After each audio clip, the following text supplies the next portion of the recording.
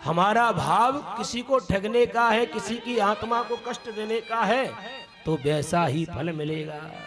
जैसे एक आदमी विचार किया, बोले लोहे की तलवार पर मैं सोने का पानी फिरवा लूंगा और फिर बेचने के लिए जाऊंगा, तलवार ले लो, सोने की तलवार ले लो, तो कम से कम सोने का भाव नहीं तो कम से कम पीतल का भाव तो मिल ही जाएगा। निकल पड़ा लोहे की तलवार पे और सोने का पानी फिरवा लिया। भैया बड़ी परेशानी है, बहुत बीमार हूं, घर में बड़ा कष्ट है, पैसा घर पे नहीं है, सोने की तलवार को कोई रख लो और मुझे पैसा दे दो। सबको दिखाने लगा है।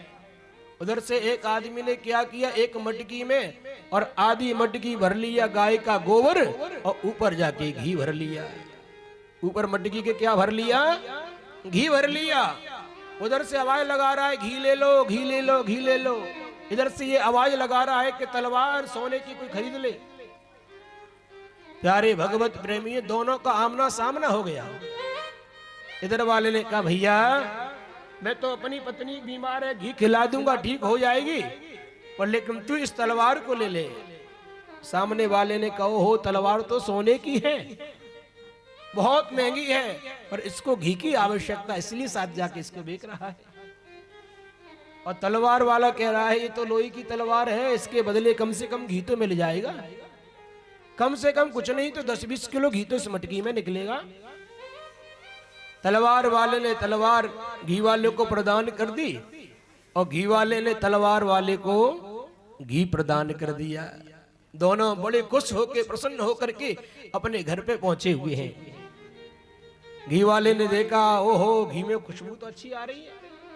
जैसे ही हाथ डाल करके नीचे देखा हुआ है तो नीचे उसमें क्या भरा हुआ था, गाय का गोबर भरा हुआ था। और तलवार वाले ने कहा कि ऐसा बता दे, थोड़ा घिस करके देखो तो पता चल जाता है कि चांदी का सिक्का या गिलट का है, क्योंकि सोने का या पीतल का है। प्रेम से बोलो हर हर महादेव।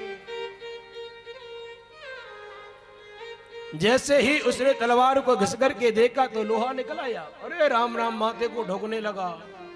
मैंने तो सोना समझ के खरीदी हुई थी, ली हुई थी, पर लेकिन ये तो लोहा निकल पड़ा है। उसने कहा हे भगवान, मैं तो घी समझ के मटकी को लिया हुआ था, इसमें तो गाय का गोबर निकल पड़ा है। कथा आपकी समझ में आई भाइयों? दोनों का भाव क्या था, ठगने का भाव था, इसलिए वो स्वयं ही जाकर के ठग गई।